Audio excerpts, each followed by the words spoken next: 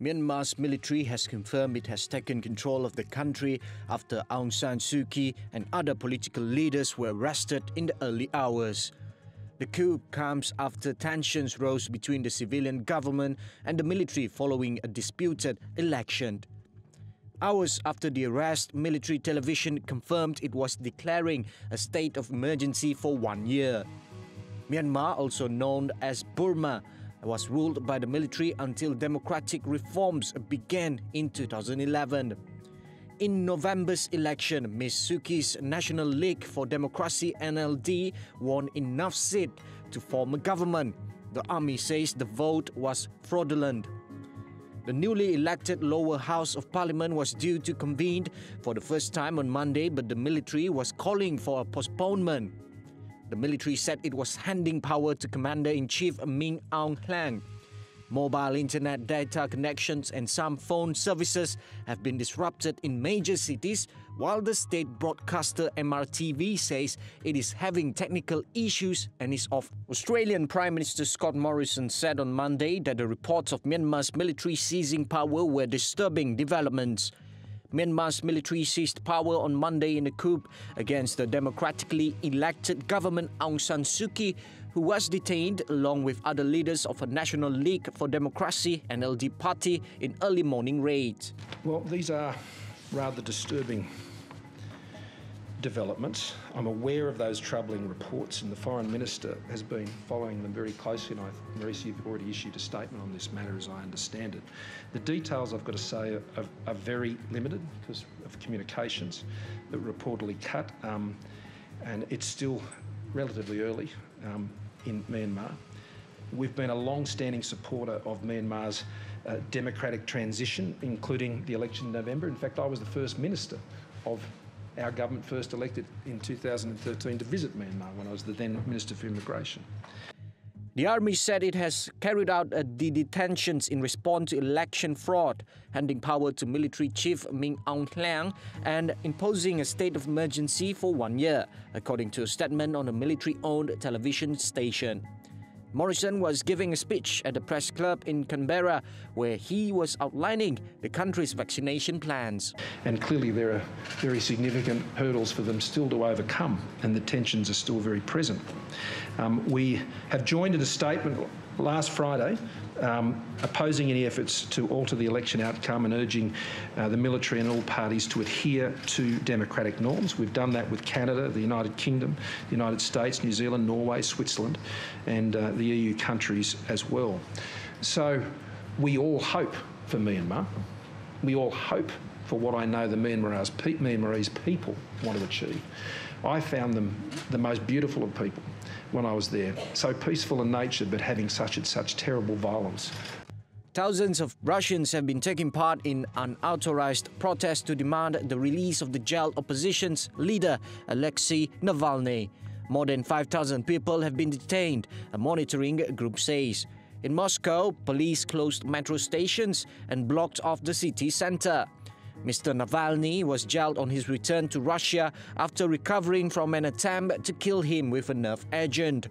He blames the security services for the attack, but the Kremlin denies this. The opposition figure was arrested after arriving in Moscow from Germany, where he spent months recovering from the near-fatal incident. Russian authorities say Mr. Navalny was supposed to report to police regularly because of a suspended sentence for embezzlement. Mr. Navalny has denounced his detention as blatantly illegal, saying the authorities had allowed him to travel to Berlin for treatment for the Novichok poisoning, which happened in Russia last August. Militants in Somalia have been involved in a gun battle with security forces at a hotel in the capital, Mogadishu. Al-Shabaab said it was behind the attack at the Afrik Hotel, which began with a car bomb on Sunday afternoon. It is not yet confirmed how many casualties there are, but the AFP news agency reported at least 3 deaths. The group, which is linked to Al-Qaeda, regularly carries out attacks against the government. A car hit the hotel's front entrance and detonated before gunmen stormed the building, according to officials and others at the scene.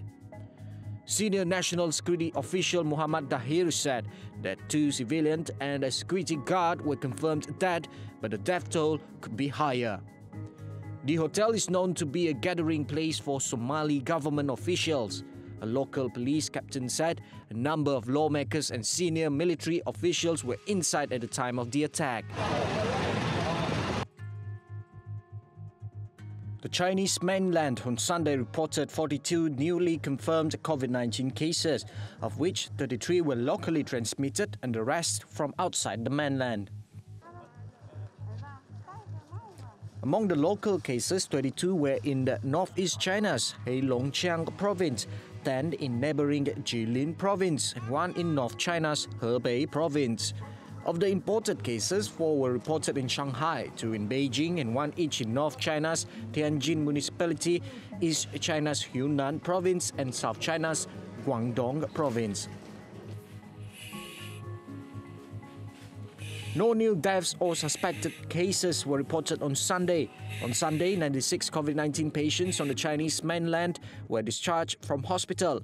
A total of 1,254 close contacts were released from medical observation, and the number of severe cases decreased by 8 from the previous day.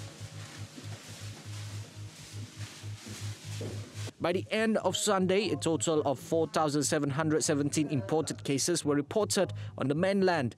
Among them, 4,415 were discharged from hospital and 302 remained in hospital, including 5 in severe conditions. No deaths were reported among imported cases.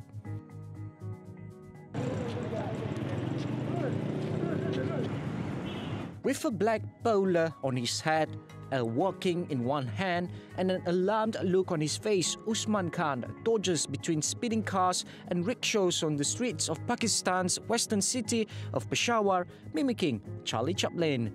The 28-year-old normally sells children's toys from a roadside stand, but since the start of the pandemic, he has begun to dress up as Chaplin, the British comic who rose to fame in an era of silent films a century ago, and thanks to social media, he's become a bit of a celebrity. In just 2 months after opening an account, he had gained more than 800,000 followers on the social media platform TikTok. People, he says, from across the globe who find his comedy a welcome respite from the pandemic and its lockdowns and social distancing.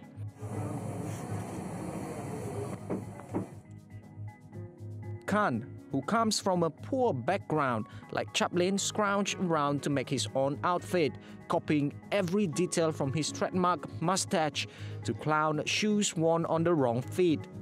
When he goes to town, often accompanied by friends filming him, he does his best to recreate scenes from Chaplin films, drawing ire from shopkeepers at the ladies' garment shops as he uppens their wear and poking fun at pedestrians. Laughing children follow, amused by the antics of the silent comedian, and passers-by play along with his pranks and want to take selfies with him. Khan calls his act a sort of charity as he doesn't charge fees for his performances. But he hopes one day his act will lead to a career in television or film, and where he too become wealthy, he says he would share his earnings with the poor.